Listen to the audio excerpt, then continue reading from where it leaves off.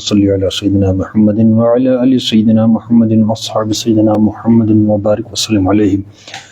سورہ توبہ آیت نمبر 20، الذین آمنوا وہاجروا وجاہدوا فی سبیل اللہ باموالہم وانفسہم اعظم درجۃ عند اللہ واولئک ھم الفائزون۔ اللہ کے نزدیک تو یہ دونوں برابر نہیں ہیں اور اللہ ظالموں کی رہنمائی نہیں کرتا۔ اب یہ ہم نے کل پڑھا تھا کہ کیا تم لوگوں نے حاجیوں کو پانی پلانے اور مسجد حرام کی مجاوری کرنے کو اس شخص کے کام کے برابر ٹھہرا لیا ہے جو ایمان لایا اللہ پر اور روز آخر پر اور جس نے جان فشانی کی اللہ کی راہ میں؟ اللہ کے نزدیک تو یہ دونوں برابر نہیں ہیں اور اللہ ظالموں کی رہنمائی نہیں کرتا۔ ایک تو وہ ہے جو حاجیوں کو پانی پلا رہا ہے، مسجد حرام کی مجاوری کر رہا ہے، اور دوسرا ہے اللہ کے دین کی اقامت کا ایک داعی ہے، اللہ کے دین کو قائم کرنے، لوگوں تک پہنچانے کہ دین کا مطلوب کیا ہے، دین چاہتا کیا ہے، اسلام ہے کیا، تو اس کے لیے تغودو کر رہا ہے، جد و جہد کر رہا ہے۔ ظاہر سی بات ہے جو بھی داعی ہوتے پریکٹیکل، مطلب گراؤنڈ میں، تو ایک تو وہ ہے کہ ہماری طرح جو بھی آن لائن آج دروس ہو رہے ہیں وہ بھی لوگوں تک ظاہر سی بات ہے اس میں محنت لگتی ہے، لیکن ایک ہوتا ہے بالفعل آف لائن، ایک آدمی کے پاس جانا، اس کا مزہ کچھ اور ہے، اس کی کیفیت اور اس کے احوال جو مرتب ہوتے ہیں اس آف لائن دعوت کے وہ کچھ اور ہوتے ہیں۔ اس کے بعد جب چپلش ہوتی ہے طاغوت کے جو بھی فوج ہے، ایک ہے طاغوت، ایک ہے اللہ کا نظام، تو اس میں جب مصیبتیں اور مشقتیں آتی ہیں تو اس کا کچھ پھر وہ کچھ اور مزہ دیتا ہے۔ خیر مزہ تو ان کے لیے جو گئے، بہرحال اس کا ایک الگ، تو اللہ اس کے لیے کہہ رہا ہے کہ ایک تو وہ شخص ہے جو اللہ کے دین کے لیے جد و جہد کرتا ہے، اور ایک وہ ہے جو پانی پلاتے حاجیوں کو، مجاور ہے وہاں پر، یہ برابر نہیں ہو سکتے۔ اونچا کون ہے؟ اونچا وہ ہے جو اللہ کے دین کا راہی ہے، اللہ کے دین کی اقامت کے لیے جان فشانی کر رہے، جان فشانی، مجاہدہ، تو یہ برابر نہیں ہو سکتے۔ اب میرے آپ کے لیے وہی ہم نے کل بھی بات کہی تھی کہ اس وقت حج کے لیے سب کچھ، ہر ایک وہ جو میں نے کہا تھا ترانے بنتے ہیں، نعتیں بنتی ہیں، وہ زیادہ تر ترانے کہ اب تو ہمیں بھی مدینہ اور کعبہ کا وہ دیدار کرا وغیرہ وغیرہ۔ کسی نے یہ نہیں کہا کہ ہمیں بھی اللہ کے دین کے لیے ہمیں بھی جان فشانی کرنے کا داعیہ وہ پیدا ہو، جذبہ پیدا ہو، شوق اور عشق، یہ کوئی ترانہ نہیں بنا۔ اور شاذ و نادر اگر کچھ لوگ ہوں گے ان کو بھی کہتے ہیں یہ سرفرے ہیں، ان کا دماغ خراب ہے، ہاتھ چومتے ہیں حاجیوں کو، جو بھی بیچارہ داعی ہوگا گلی گلی بھٹک رہا ہوگا جو بھی، لیکن کون سا داعی؟ دین، تو اس کو کوئی ہوگا یہ اس کے ساتھ مت چلنا، یہ تمہیں بھی گمراہ کر دے گا، خود بھی گمراہ ہے۔ تو یہ یو ٹرن لگا ہے، اس لیے جو ہے ہم یوں ہی ذلیل نہیں ہیں، کچھ تو وجوہات ہیں اس کی بہت ساری۔ اب یہ قرآن ہے، اس لیے ہم کہتے ہیں کہ فوکس کرو اونلی قرآن پر، صرف قرآن پڑھے ہم تاکہ ہمیں اہمیت تو بیٹھ جائے۔ دیکھیں سمپل سی بات ہے کہ نفسیات پروان چڑھائی جاتی ہے، نفسیات کو ڈیولپ کیا جاتا ہے، یہ از خود جو ہے وہ الٹپ نہیں بنتی۔ ہم جس کتاب کی اہمیت بٹھانا چاہتے ہیں اسی کی بیٹھتی ہے۔ اب ایک فار ایگزامپل ایک مہینے کے لیے ہم کہیں جائیں گے، یا میرے ساتھ کوئی ایک مہینہ رہے گا اور میری مرضی کے مطابق وہ میں اس کی تربیت کروں گا، میں کروں گا اس کی خود تربیت، تو جو کتاب میں اس کو اس کے ذہن پر اتارنا چاہوں گا کہ یہ کتاب ہے، صبح و شام اس کی تعلیم، اس کی تعلیم ہے، اس کو یاد کرانا ہے، اس کی تعلیم ہے، اسی کی ایک مہینے کے بعد جب وہ جائے گا تو وہی کتاب لے کر وہ جائے گا، کیونکہ وہ آیا تھا بحث کرنے نہیں آیا تھا، وہ تربیت لینے آیا تھا، اپنی تربیت کرنا ہے کہ میں نے جانا ہے، میں نے اپنی تربیت کرنا ہے، مجھے کچھ سیکھنا ہے، تو جب جو کچھ میں اس کو سکھاؤں گا وہی لے کے وہ جائے گا۔ اسی طریقے سے ہم یہ کہہ رہے ہیں جب ہم قرآن پر لوگوں کو صرف ایک کتاب اللہ نے اتاری وہ ہے قرآن، اس لیے قرآن پڑھیں ہم، جب ہم قرآن پڑھیں گے ہمیں اس کے جو موضوعات ہیں اس کی اہمیت ہمارے ذہنوں میں بیٹھے گی، اور ہم قرآن حاشیے پر اب آپ دیکھیں گے مختلف مساجد میں یا جو بھی ہے قرآن کے علاوہ اور بہت ساری کتابیں اتنی موٹی موٹی جو ہے وہاں رکھی ہوئی، اس کی تعلیم ہو رہی ہے گھروں کے اندر۔ بھائی کیا اگر میں فلاں کتاب پڑھ رہا ہوں، کسی سے پوچھو بھائی کیا کر رہے ہو، آج تک بہت اکا دکا بولیں گے کہ ہم فلاں تفسیر پڑھ رہے ہیں، آج ہاں فلاں کتاب پڑھ رہا ہوں میں، فلاں کتاب، پھر یہ موشگافیہ ہیں، فلاں امام کی یہ کتاب ہے اس نے پھر یہ لکھا ہے، پھر فلاں امام کی، او اللہ کے بندو قرآن کب پڑھنا ہے تم نے؟ ڈائریکٹ قرآن کی تفسیر پڑھیں تب جا کر. فار ایگزامپل میں ہم یہ کہتے ہیں ایک ڈرائیور ہے, ٹھیک ہے, ایک انجینئر ہے جو بھی فیلڈ ہے, مطلب میں ایک فیلڈ کا ہوں, دوسری فیلڈ کا ایک بندہ ہے, وہ مجھے کچھ کہتا ہے اپنی فیلڈ کے بارے میں. جب مجھے اس فیلڈ کے بارے میں پتہ ہی نہیں, اگر وہ کوئی بات کہے گا میں اس کو سرسری یوں ہی لوں گا. وہ کیا سوچے گا کہ یہ اس فیلڈ کا بندہ ہے نہیں, جو میں نے بات کہی تھی اس سے جو میں بات کرنا چاہتا ہوں وہ بہت اہم ہے, لیکن بندہ اس فیلڈ کا ہے ہی نہیں تو اس کو کیا ہی پتا, ٹھیک ہے نا. اسی طریقے سے اہمیت بیٹھتی ہے جب ہم کسی فیلڈ میں کسی چیز کا ماہر ہوتے ہیں, یا ہمیں بھی شناسائی ہوتی ہے کہ ہاں مجھے بھی اس چیز کا پتا ہے, یہ بہت بڑی اہم بات آپ کہہ رہے ہیں. جب ہم قرآن پڑھیں گے تب جا کر ایک آیت پڑھیں گے, ہمیں یہ پتہ نہیں اللہ کا کلام ہے, یہ کوئی عام مصنف کی تصنیف نہیں ہے, تحریر نہیں ہے کہ ٹھیک ہے بھائی ہاں لکھا ہے تو پھر کیا ہوا. اس لیے ہم بول رہے ہیں کہ سب سے پہلے قرآن پڑھنے سے پہلے ہمیں یہ کلیئر ہونا چاہیے کہ یہ اللہ کی کتاب ہے. اللہ کی کتاب میں اور کسی مولوی کی کتاب میں زمین اور آسمان کا ہم بولتے ہیں نا فرق ہے. تو یہ فرق تو ہونا چاہیے. پھر جب ہم یہ آیت پڑھیں گے کہ پہلے سے یہ اہمیت بٹھائی گئی ہو ہمارے ذہن میں, قرآن اللہ کی کتاب ہے, اس کا ایک ایک حرف وہ حکمت پر حکمت ہے, ایک ایک حرف. پھر آیت تو بڑی بات. تو پھر ہم یہ آیت پڑھتے تو سارے کے سارے اس وقت فضا کچھ دگرگوں ہوتی, حالات کچھ اور ہوتے کہ ہر بندہ جو ہے جانفشانی کرتا اللہ کی راہ میں. اب میں نے کل بھی کہا تھا کہ زکوٰۃ, نماز, حج, صدقہ اللہ فی سبیل اللہ میں نہیں آتا. فی سبیل اللہ ایک الگ مد ہے. جو بھی اقامت کا کام کرتا ہے کہ اللہ کا تبارک و تعالیٰ کے اصول, اللہ رسول کی بالادستی دنیا پر قائم ہونی چاہیے, یہ وہ والی مد ہے. اس کے لیے تو الگ آیتیں آتی ہیں کہ کس کس کو آپ نے زکوٰۃ دینی ہے. تو جب ہم یہ آیت پڑھتے اور اس کی اہمیت بیٹھی ہوتی تو ہر بندہ داعی ہوتا. کون سا داعی؟ دین کا داعی, جیسے کہ ہم پر آیا ہے قرآن میں بار بار لفظ آتا ہے دین کا, لیکن اہمیت نہیں ہے اس لیے پڑھتے رہو کیا ہے. لیکن ہماری نظر اسی کتاب پر جائے گی جس کتاب کی اہمیت میرے آپ کے نزدیک ہوگی. سمپل ہے. اس لیے قرآن ہم پڑھیں, جب ہم قرآن پڑھیں گے تو ایک آیت کی اہمیت ہمارے ذہنوں میں بیٹھے گی کہ یہ اللہ کی کتاب ہے اور ایک ایک آیت اور ایک ایک حرف اس میں پر حکمت ہے. اس کو جو بھی اس میں آیا ہے بس وہ کرنا ہے. اب اس میں کہ دو لوگ ہیں, ایک مسجد حرام میں لوگوں کو پانی پلاتا ہے, اس کا مجاور ہے, حاجیوں کو پانی پلاتا ہے, اور دوسرا ہے اللہ کی راہ میں وجاہد فی سبیل اللہ, اللہ کی راہ میں کیا کرتا ہے, جانفشانی کرتا ہے, جد و جہد کرتا ہے, مجاہدہ کرتا ہے, یعنی کوشش کرتا ہے کہ اللہ کے نظام کے نزدیک اللہ کی کتاب, اللہ کا قرآن اس کے نزدیک لوگ آئے, لوگ اس کو قبول کریں اور اپنی انفرادی اجتماعی نظام میں اس کو کیا کریں, قائم کریں. اس کے لیے بڑی جد و جہد کرنی پڑتی ہے. تو اللہ کہتا ہے کہ یہ دو برابر نہیں ہیں. اللہ کے نزدیک تو یہ دونوں برابر نہیں ہیں, اور اللہ ظالموں کی رہنمائی نہیں کرتا جنہیں اپنے ظلم اپنے آپ پر خود کیا. ظلم وہی ہے کہ اللہ کے اصولوں کو نکالو اور خود اپنا جو بھی ہے نظریہ ہے, رسم و رواج ہے, وہی ظلم ہے.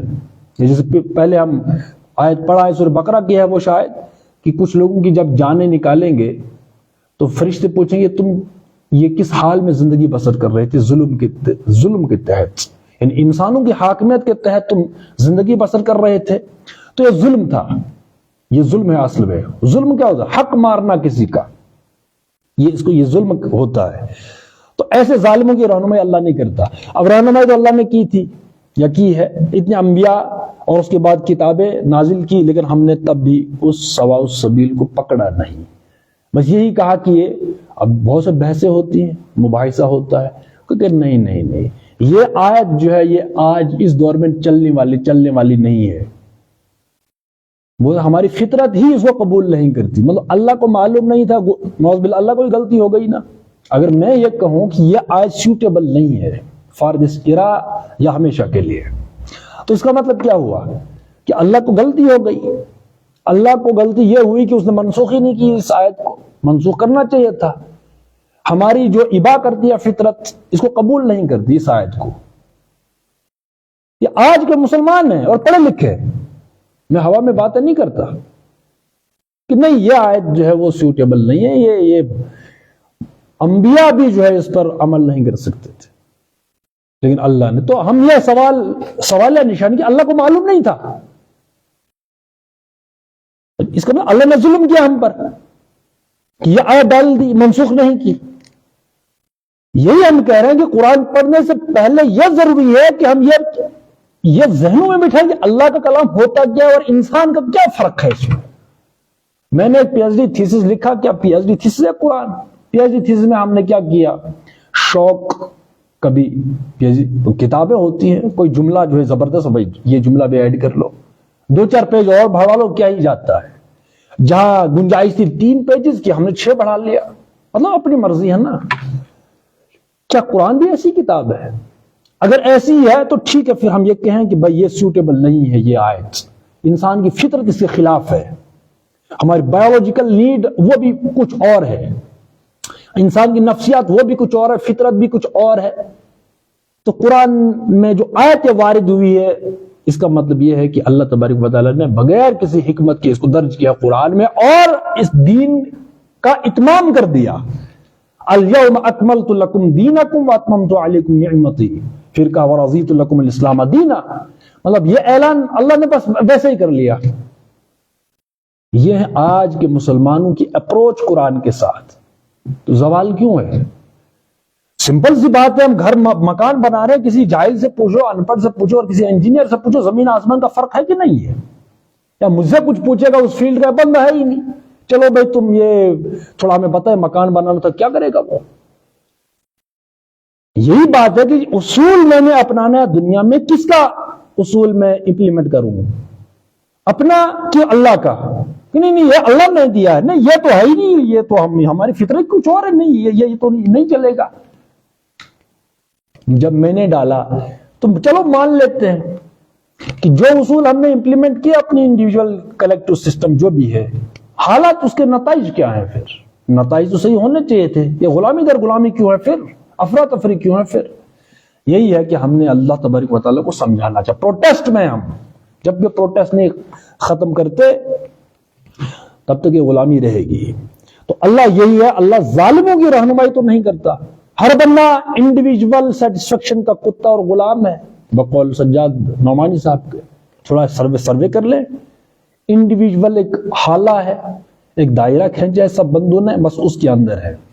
ہاں کلیکٹیو یا اجتماعی سینس اتنی ہے کہ مجھے کوئی چیز ضروری، مجھے کسی چیز کی ضرورت ہے تو میں کسی کے پاس جا رہا ہوں، اس کو ضرورت ہے میں اس کے، لیکن وہ بھی اپنی سیلف سیٹسفیکشن، یعنی مجھے ضرورت ہے اس لیے میں آپ کی ہیلپ کر رہا ہوں، وگرنہ میں وہ بھی نہیں کرتا.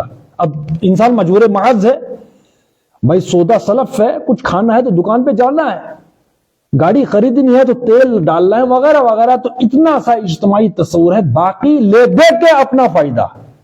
ایسے میں وہ کس نے یہ سر کھپائی کرنی ہے، چھڈو جی کیا ہے لینا دینا اس سے. یہ اس وقت میکسیمم لوگوں کا حال. اور جو بھی کچھ ہاتھ پاؤں مارنے کی کوشش کرتا ہے، اس کی جو ہے وہ اس کے اعصاب کو کمزور کرنے کے لیے ایسی ایسی منحوس باتیں کہ اس کے جو ہے اعصاب شل ہونے لگتے ہیں. کیا کرے بندہ؟ بھائی 10 آدمیوں کا ایک جو ہے وہ ایک ہانٹ کر رہے ہوں کسی کو، ایک نحوست یہاں سے، ایک وہاں سے، ایک وہاں سے، ایک وہاں سے. انسان ظاہر سی بات، تو دوسرے کو بھی کرنے نہیں دیتے، خود تو کرتے نہیں. یہی کہتا اللہ کہ اللہ ظالموں کی رہنمائی نہیں کرتا، جن نے اللہ کے اصولوں کو پس پوچھ ڈالا اور یہ کہا کہ یہ سیوٹیبل نہیں ہے. ایسے ظالموں کی ہدایت اور رہنمائی کرے گا اللہ؟ پھر کہیں گے او فلاں قوم نے یہ کیا ہمارے ساتھ، پھر وہ کیا، پھر وہ کیا، پھر یہ کیا. بھائی یہ ہمارا تو خود اپنے پاؤں پر کلاڑا ہے. بلکہ یہی ہم کہتے ہیں کہ اگر ہم نے ایمان لایا تھا قرآن پر تو آنکھیں بند کر کے ہم کہتے ہیں کہ چلو عمل کریں گے قرآن پر. اس کے نتیجے میں، عمل کرنے کے نتیجے میں قرآن کے اندر جو کچھ بھی خیر، سکون، راحت، ڈیولپمنٹ جو کچھ بھی برآمد ہو کر رہے گا. میں اس کی ضرب لگاتا ہوں ڈیلی کہ بھائی عقل کے گھوڑے نہ چلاؤ. سب سے پہلے شیطان عقل کے گھوڑے دوڑائے تھے کہ میں تو خیر ہوں، اس سے بہتر ہوں، اس کو تو بنایا مٹی سے، مجھے بنایا آگ سے. تو لاجک ہے اس میں کہ نہیں؟ لاجیکل دلیل ہے یہ. لیکن اللہ کی حکمت کچھ اور تھی. اللہ کے ساتھ چیلنج کیا تو لاجک جہاں بھی لگائیں گے ذلیل ہوں گے، مردود. کہ تم اللہ کو چیلنج کرتے ہو. تو جو کچھ اللہ کا پروگرام ہوتا ہے وہ انسان کی سمجھ میں نہیں آتا، عمل کے نتیجے میں آتا ہے. صلح حدیبیہ کی اتنی بڑی مثال ہے. عام ظاہری طور پر سمجھ نہیں آ رہا تھا صحابہ کو، لیکن عمل کیا. اللہ کہتا انا فتحنا لک فتحا مبینا. تو ظاہری آنکھ سے عام لوگ تو نہیں، اللہ رسول دیکھ رہے تھے نا کہ نہیں دیکھ رہے تھے؟ رسول اللہ صلی اللہ علیہ وسلم کر رہے تھے کہ نہیں؟ تو جب اللہ رسول کی کوئی بات آ گئی، سمجھ آئے نہ آئے، بس عمل کرو اس یقین کے ساتھ کہ خیر برآمد ہو کر رہے گا. یہ اپروچ ہونی چاہیے، یہ ایمان ہونا چاہیے. اللہ کے ہاں تو انہی لوگوں کا درجہ بڑا ہے جو ایمان لائے. اب دیکھو ایمان ہے، یقین محکم، عمل پہ ہم محبت، اور یقین محکم عمل پہ ہم محبت. فاتح عالم جہاد زندگانی میں ہے مردوں کی شمشیریں. 3 چیزیں یہی. ایمان کا مطلب ہے کہ بس یہ اللہ نے کہہ دیا اس میں کوئی خیر ہے، یہ ایمان ہے. مجھے یقین ہے کہ 100% میرا ہی بھلا ہے اس میں، یہ ایمان. اور جنہیں اس کی راہ میں گھر بار چھوڑے، ہجرت. اور ہر چیز ہجرت ہو سکتی ہے. جو بھی اللہ کو ناپسند ہے یا اسلامی اصولوں سے ٹکراتی بات، وہ ہجرت ہے. اللہ کی راہ میں گھر بار چھوڑے. اب یہ ہے ڈائریکٹ گھر بار چھوڑنا، اور جان و مال سے جو ہے مجاہدہ کیا، جہاد کیا. جہاد کا مطلب ہوتا ہے جد و جہد کرنا، کوشش کرنا، اسٹرگل کرنا. قتال الگ ہے اس کا، وہی کامیاب ہے. اور یہ جو ہے یہ 3-4 چیزیں جو ہے وہ انسان کے ساتھ لگی رہتی ہیں جب بھی انسان کوئی بڑا کام کرتا ہے یا کوئی یونیک کام کرتا ہے. ایک تو ہے ایمان، جو کچھ انسان کہتا ہے اس پر ڈٹنا پڑتا ہے. بار بار اسے کچوکے آتے ہیں اپوزٹ سائڈ سے، فبدیاں ہیں، تانے ہیں، گالیاں ہیں، لیگ پلنگ ہے، جو ہے افطرا پردازی ہے. یہ سب بات ہے کہ نہیں؟ اچھا، لوگوں میں جو ہے غلط فہمیاں پھیلانے کی ایک ہوا چل پڑتی ہے. تو اس میں ہے کہ جنہیں اس کی راہ میں جو ایمان یہ کہ نہیں، جو میں کہہ رہا ہوں وہی صحیح ہے، یہ لوگ الگ کے لوگ جو ہے باطل پر ہیں، میری بات سمجھ نہیں رہے. ایمان مطلب جو کچھ میں کہہ رہا ہوں اس کا پورا یقین. وغیرہ یہ ہوتا ہے کہ بھائی تھوڑی سی مخالفت کہیں سے ہو گئی تو اپنے آپ کو یار شاید میں ہی غلط ہوں، چھڈو، یہ اتنے لوگ بیوقوف کہاں ہیں تو کر لی دوسری پارٹی جائے. ایمان کا مطلب یہی ہے کہ جو کچھ میں کہہ رہا ہوں بس مجھے اس پر یقین ہے، قرآن ہے. دوسری بات ہے کہ اس کی راہ میں گھر بار چھوڑے، وہ بھی پڑھنا. گھر بار چھوڑنے کی باری کب آتی ہے؟ سب سے پہلے گھر والے ہی نکالتے ہیں. لیکن کمپرومائز کرے بندہ آج میری آپ کی طرح، تو پھر تو کچھ بات نہیں، کوئی بات نہیں. بولتے نماز کیوں نہیں پڑھتا؟ تو جو ہے وہ امی مانتی نہیں، بولتے یہیں پڑھو. بھائی تم داڑھی کیوں نہیں رکھتے؟ تھوڑی بہت کچھ تو کرو یار. بولتے امی مانتی نہیں. کیوں جی؟ یا تو کسی کو معشوقہ نہیں مانتی، کسی کو باپ نہیں مانتا. یہ وہ تب کیا تھا صحابہ میں؟ باپ ایک طرف سے ہے، بیٹا ایک طرف سے ہے، یہ آپس میں لڑ رہے ہیں، تلواریں ہاتھ میں ہیں. تو سمپل بات ہے کہ اس وقت اصلی اسلام وہ تھا. آج کا اسلام کیا ہے؟ میں یہ کہہ رہا ہوں آج ماں باپ سے یہ پوچھیں کہ نماز پڑھیں کہ نہ پڑھیں، تفسیر پڑھیں کہ نہ پڑھیں، بولے نہیں یہ ٹیوشن کرتے ہیں، ان کو فرصت نہیں ہے. لو جاؤ آپ واپس یہ کتابیں واپس لے جاؤ، ان کو یہ قرآن وغیرہ پڑھنے کی ضرورت، فرصت نہیں ہے. ویسے احترام کریں گے قرآن کا، رکھیں گے کہیں غلاف میں اس کے اوپر، پڑھیں گے نہیں. کیوں نہیں پڑھیں گے؟ پریورٹی نہیں ہے، پریورٹی بیسڈ ہے سوسائٹی ہے نا. تو یہ چیزیں ہیں. تو جب انسان کمپرومائز نہ کرے تو پھر گھر بار بھی چھوڑنا پڑتا ہے. جان و مال، جان بھی مال بھی، اس سے جو ہے مجاہدہ اور جد و جہد وہ کرنی پڑتی ہے. باہر صورت جب انسان اپنا ہدف نصب العین ننگی آنکھوں سے دیکھے اور یہ کہ نہیں یہ میرا ہدف ہے، یہی حقیقت یہی ہے، تو پھر یہ چیزیں اس کا لازمہ ہے. یہ مطلب نصب العین متعین ہونے کے بعد یہ چیزیں تو اس کی یوں سمجھ لیجئے کہ اس کے اجزاء ہیں. یہ تو ہوگا جان کی قربانی، مال کی قربانی، گھر چھوڑنا، اور یہ ایمان پختہ، وہی کامیاب ہے. اللہ کہتا ہے بھی اللہ کی طرف سرٹیفکیٹ ہے، کامیاب وہ ہے. اب میرا آپ کا ایمان ہے کہ بھائی ٹھیک ہے، کس پر دم نکلتا ہے کہ نہیں نکلتا. ان کا رب انہیں اپنی رحمت اور خوشنودی اور ایسی جنتوں کی بشارت دیتا ہے جہاں ان کے لیے پائیدار عیش کے سامان ہیں. سمپل سی اس میں سوچنے کی بات ہے، ہم سے پہلے کتنے لوگ آئے اور کتنے چلے گئے، پہلی بات. دوسری بات کہ ہماری ایج اس وقت کیا ہے. اپنے آپ کو دیکھو کہ میں آج اگر اس عمر کا پہنچا ہوا ہوں، ایج ہے، آج سے پہلے یہ اتنے سال کہاں گئے؟ کچھ پتہ چلا مجھے؟ کسی کو پتہ چلا؟ اور جب موت کا اعلان ہوتا ہے جنازے کا، کسی کو کچھ پتہ چلتا ہے؟ کچھ نہیں پتہ چلتا. تو بالآخر جاننا تو ہے نا. اس لیے اللہ کہتا ہے کہ جب جانا ہے تو یہ کام کریں آپ، یا ایھا المدثر قم فانذر وربک فکبر۔ یہ دنیا میں اللہ کی ہدایات، اللہ کے اصول باہر صورت قائم کرنے کی اجتماعی جدوجہد کرو، اللہ کی بڑائی کا اعلان، اور اس کے لیے ایمان چاہیے، تمہیں گھر بار بھی چھوڑنے پڑیں گے، جان و مال سے مجاہدہ اور جہاد بھی کرنا پڑے، وہی کامیاب ہیں۔ کیوں؟ اس کے بدلے میں اللہ ان کا رب انہیں اپنی رحمت اور خوشنودی اور ایسی جنتوں کی بشارت دیتا ہے جہاں ان کے لیے پائیدار عیش کے سامان ہے، پائیدار مطلب ختم نہیں ہوں گے۔ بھئی جب حقیقت یہ ہے ان میں وہ ہمیشہ رہیں گے، یقیناً اللہ کے پاس خدمات کا صلہ دینے کو بہت کچھ ہے۔